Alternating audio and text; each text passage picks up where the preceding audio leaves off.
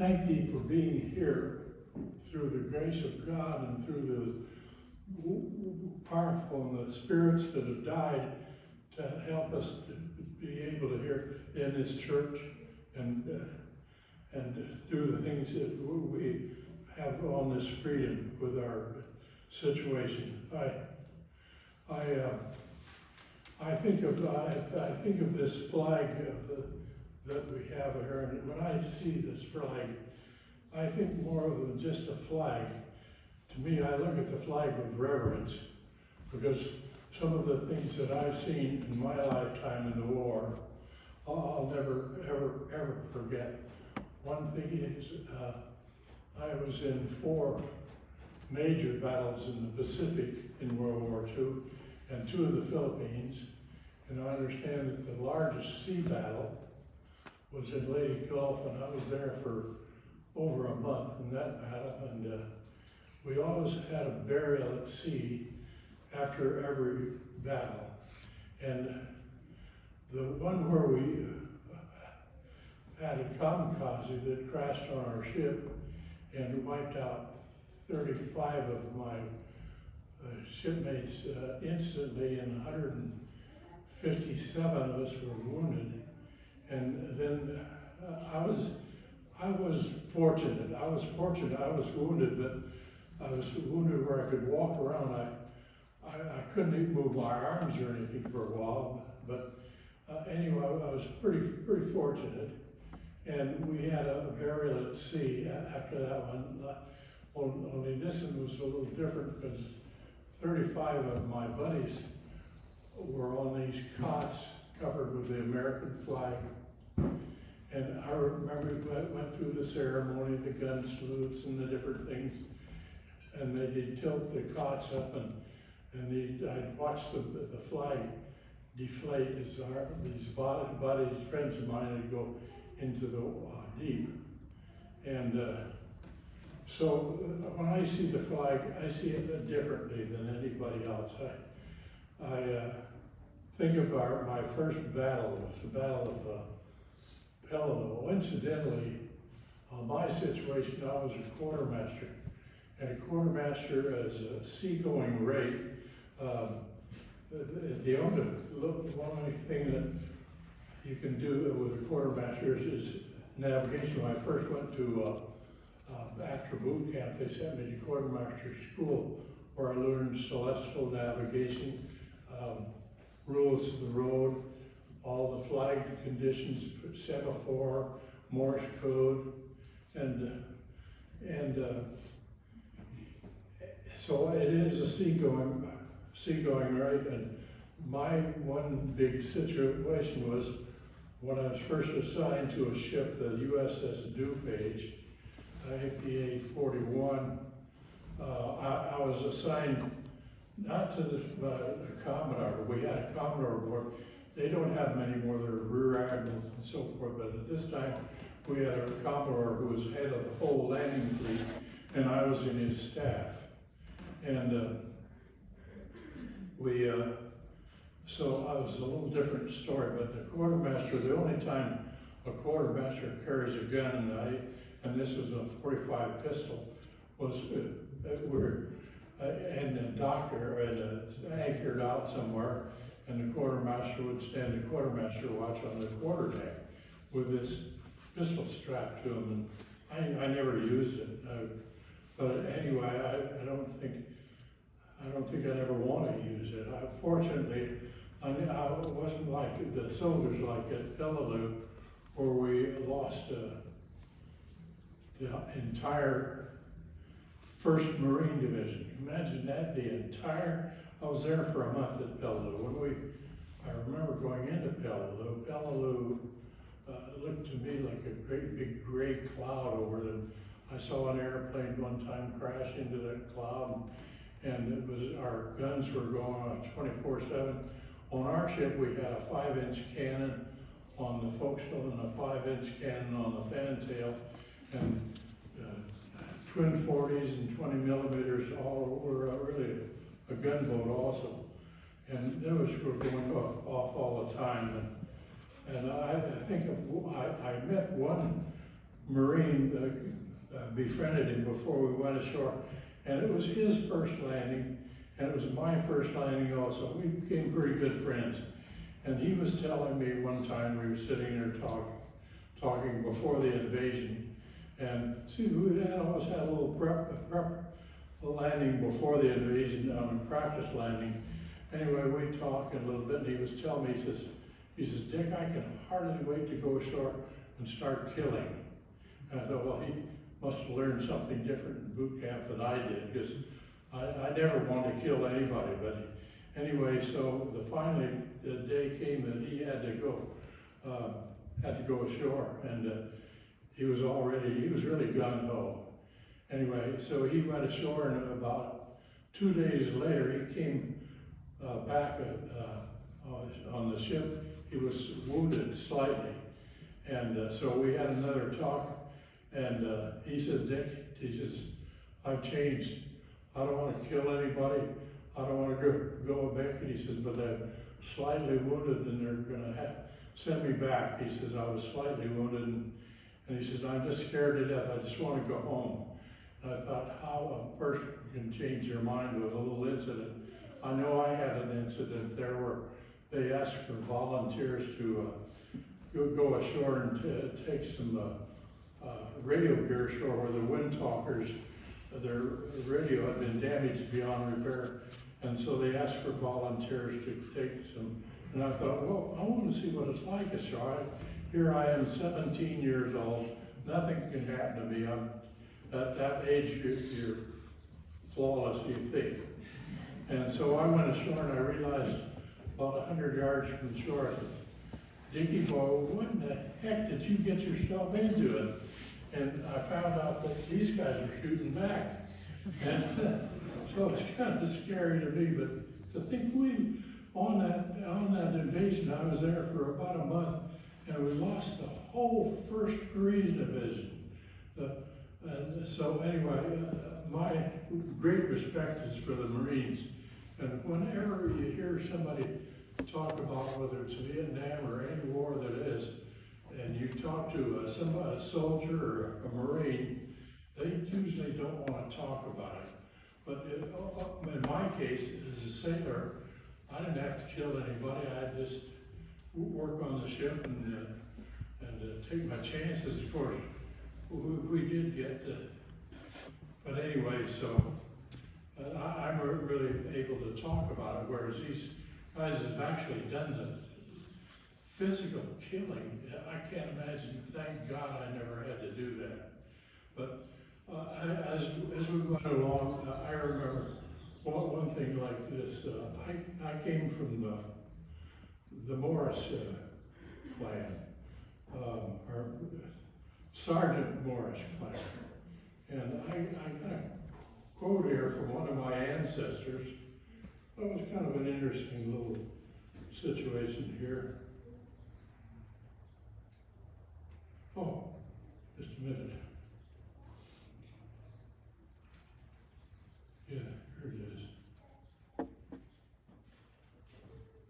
Yes, this is one of my ancestors that says, today it is possible to transmit the entire contents of the Bible, a typical Sunday New York Times, plus a current edition of the Encyclopedia Britannica across the continent in less time than it took Samuel Morris, that's my ancestor, to send 4 words, what hath God wrought, between Washington, D.C. and Baltimore. And that's really quite an interesting. So my ancestors have seen quite a bit too. But anyway, I do remember that when I guess I was destined to become a member of the church way back when I was first born. Well, my mother was, I was born in the middle of the Roaring 20s, and my father left us when I was 2 years old, so I don't have any remembrance of my father at all. And but my dear mother brought up 2 boys in the Depression days, and she was one of the greatest things that ever happened, and she's one reason that I was able to join this wonderful church of ours, the Church of Jesus Christ of Latter-day Saints. I felt like she taught me respect for women. She taught me all kinds of stuff, and she used to read to me, and Diane taught me to read, and I began to read a lot myself after that. But she was always there for me, and she tried to work. She worked hard. She sacrificed her life for us boys. So, and one thing I do remember that I really was worried about at the time. Was not a time, but looking back on it, I was terrified to think that we were out there. She's got a 17-year-old boy out at sea in the greatest war of all. And incidentally, the last war that we actually won. And anyway, a 17-year-old boy, and she gets a telegram from the War Department, and all it said was, "We regret to inform you that your son has been wounded in action." So you talk about suffering. I just can't imagine my mother, knowing my mother as I did, how she must have suffered getting. And here I wasn't all that bad, you know. I didn't suffer. I'm not anywhere near what my mother must have suffered. And I had this one friend of mine that one time we were sitting on the deck. And we were just discussing it, chewing the breeze, and we thought that, well, nothing's ever going to happen to us, because here we are, just young kids, and we thought, well, in case something did happen to one of us, the survivor would visit the other's parents. Well, I never had any idea that either had to do that, but I had to visit his parents, and I just can't imagine. Here they've got one son. The guy's name was Johnny Shriver, and he was one of my buddies. And the first thing they asked me, did he suffer? I said, no, he was dead before he knew anything was happening. And he was instantly died, so nothing. But imagine what they went through, their one only son, and they get a telegram like that. I want to talk about suffering. It must have been horrible, just thinking. So when we look at mothers and fathers and things like that's just hard to. But anyway, my mother worked hard for us kids, and they were never religious. They never went to any church or anything. But for some reason, I started going when I was, I think it was in my single digits year. That's before 10, you know, and I started going to this church. I had to walk several blocks to it, but it was the Christian church of something in Pasadena. And so I started going and taking an interest in it. And I went for quite a while. I even got a Bible for perfect attendance. And then as time went on, I was getting older, and I discovered that I couldn't afford to dress like the other kids in there, so I quit going altogether to church. I never went to church until when I first went to church was after the war and before Bikini Atoll, atom bomb test that I was in, and I met my wife at that time, and she was, we thought she was a Roman Catholic. Her turned out to be, she was actually Eastern Orthodox Catholic, but anyway, so I thought, what the heck, whatever she is, I love her so much, well, I've got to be, that's the church. So I took lessons from a priest, a chaplain, and became Catholic. And so they said that I didn't even need to be baptized because I apparently had been baptized, and by somebody sprinkled water on me to get something. So anyway, that went on, and then I was looking at my daughter said one time, my daughter, that she was in the Vietnam or in the Navy, and she died here several years ago of breast cancer. But anyway, she was in the Vietnam area, and she was going to be, she met this LDS guy, and so she said that she wanted me and my wife to come to their baptism, and which we did, and they sang 2 songs that I remember. One was Come, Come Ye Saints, and that struck me right there, and we're we sing it again this morning. That song still means a lot to me. And then, Oh My Father was one that struck my wife. And so anyway, we decided to join the church at that time. And one thing I remember, when we went to the priest to see, before we were married, to get to talk to him, and we did, and then the priest told my wife later on that he didn't think the marriage would last. Well, he was mistaken, because we lasted for 66 years. And now, the way it is now, I want to try, and I have to emphasize, try to be good, so that that beautiful wife will accept me in the hereafter.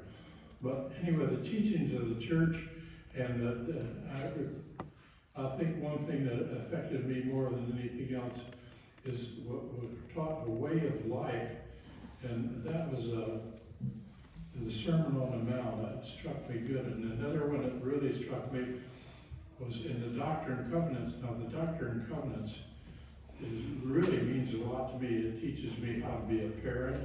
And we get to be a parent. We don't have any instructions on that. We make our mistakes. But in the DNC, I think it's 21 that really goes into that. But the whole thing is so enlightening to me. And I think of things in the church, and how I remember one thing. Whenever I was with a group of men, and I remember even one time with a Catholic priest, and they were bragging about their conquests over women. And then I find out in the Mormon church, they're bragging about chastity. Completely different. And I always believed that's the way my mother brought me up, for love of people and forgiveness. Love, and the most important things in this whole life, above anything else, is love and forgiveness. And if anybody can do that, I've got a little sign at home that's on a napkin holder, and it says, love your neighbor, no circumstance, without any circumstances. Love your neighbor. And you know, sometimes that's hard to do, but what we've got to do is, when we think about the scriptures, it tells us about this and how to go about it. And since then, I've discovered several things. I've discovered that how prayers are answered, because at one time I had a situation where, before I joined the church, and it was a situation where I was working in a phone company, and I remember this with this one situation in the phone company. We had 2 people in the Rio Grande office. One was the technician, which I was, and the other was a frameman, and he changed things on the frame. His was a less paying job, but something had to be done in those days. Now it's all dedicated, but anyway. And so every morning there was a whole load of orders that we had to rechange on, like from the 2-party lines, or change the phone numbers and everything. That all had to be done on the mainframe. Not now, but in those days it did.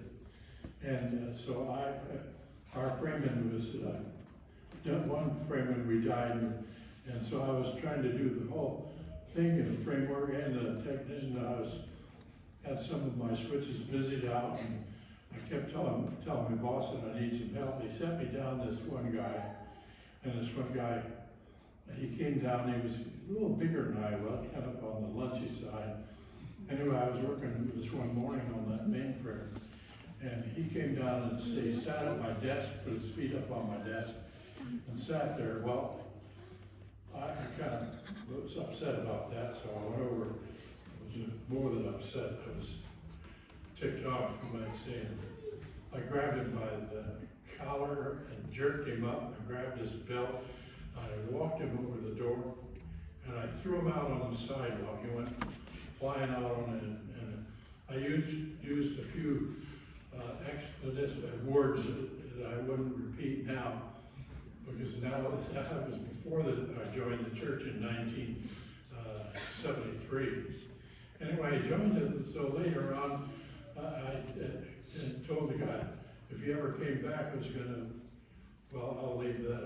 I won't say what I said, because, but anyway. So anyway, time went by, and I had to talk to him on the phone. He was a switchman in San Luis Obispo. Brief talks and all of that. And this one time when we were expanding the Rio Grande office, he transferred down there, and it was getting so big and so busy.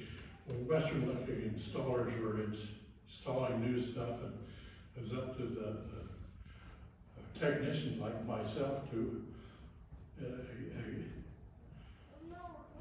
accept and make the acceptance tests and observe while they did it. And so those people were all friends of mine, and they knew my feelings against this guy when he transferred in. And so I guess everybody was waiting around for this guy to have a face full of fists, and because they know I was really ticked, the guy. So at this time, I joined the church, and I became a stake missionary at the time, and I think I was a ward missionary at the time. And so I thought, well, I've been I read the scriptures all the way through, from the New Testament, the Old Testament, the Doctrine and Covenants, and the Book of Mormon, the Pearl of Great Price. I read them all, and I thought, I got to pray and find out what to do about this situation. So I prayed and prayed, and I had to go to the Napomo office to make some change. There was a problem. And so this one morning, so I went to there, and on my way down to the Napomo office, I kept saying a prayer all the way down, and I prayed, Father in heaven, what can I do?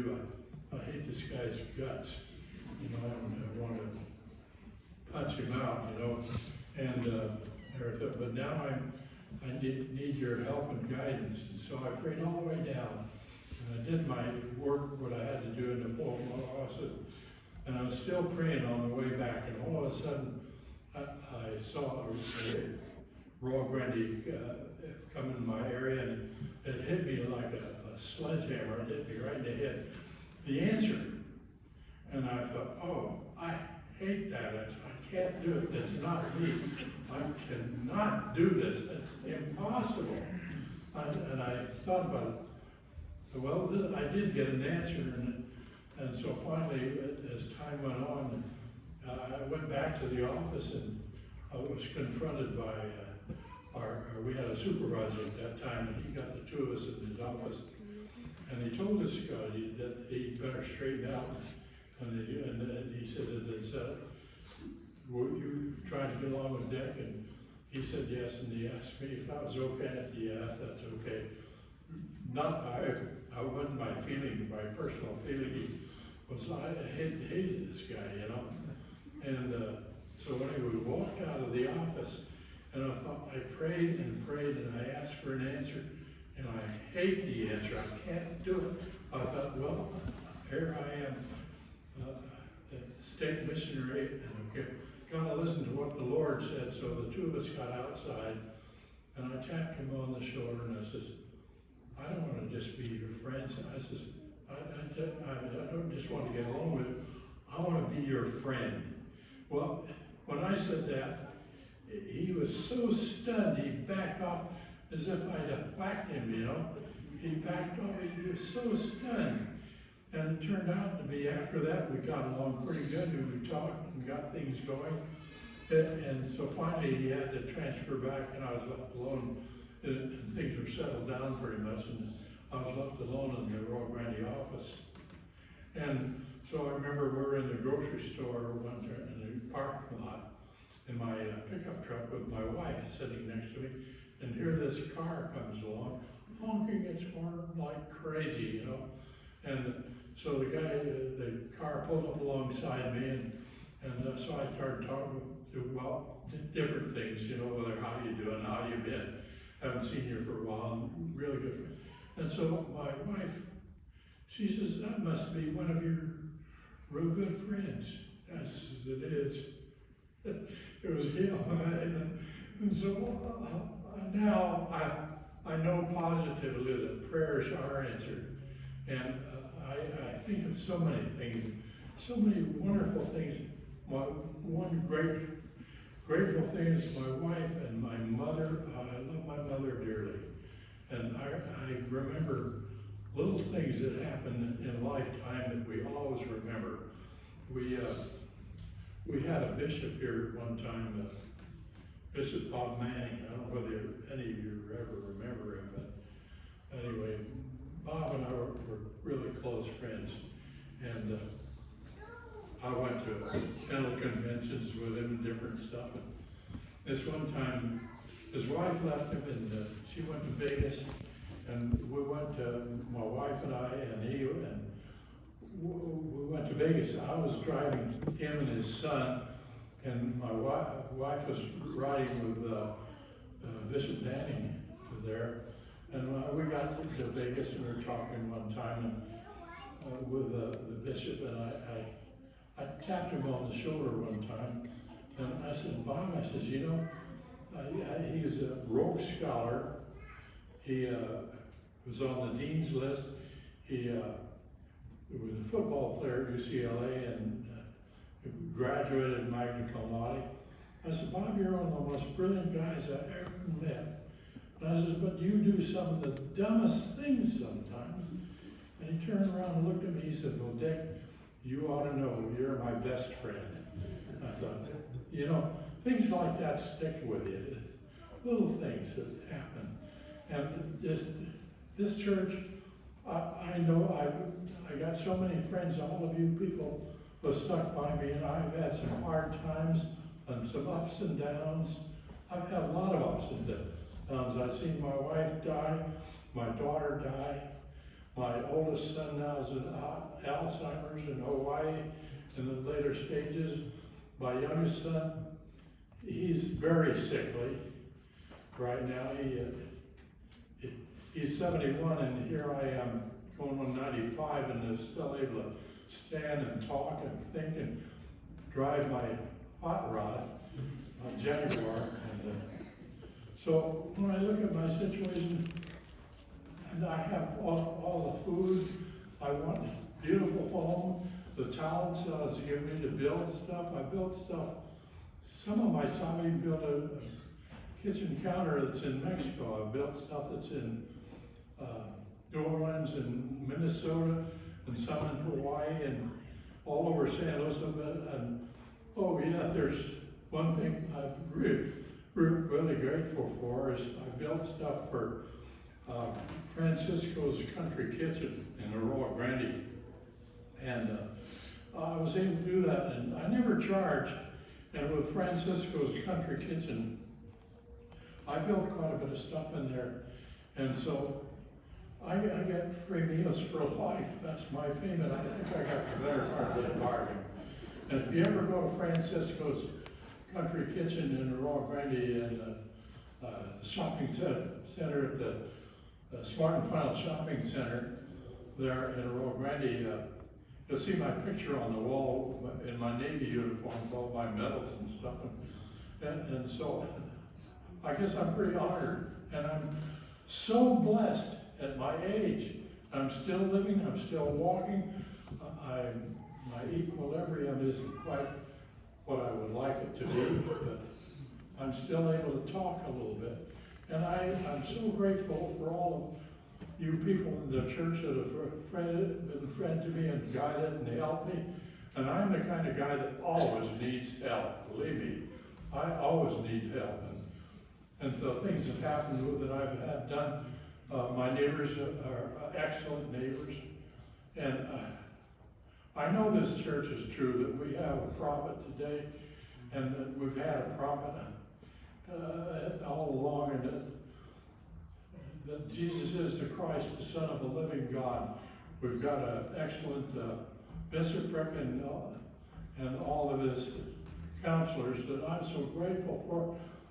They've always helped me so much, in all the counselors in this church. And I'm so grateful for so many things. I can't even count them. I try to count all my blessings every morning about how fortunate I am to be a member of this church. And the thing is, so was easy to get in this church because everything it believed in, I believed in. And I always believed in respect for women, especially women.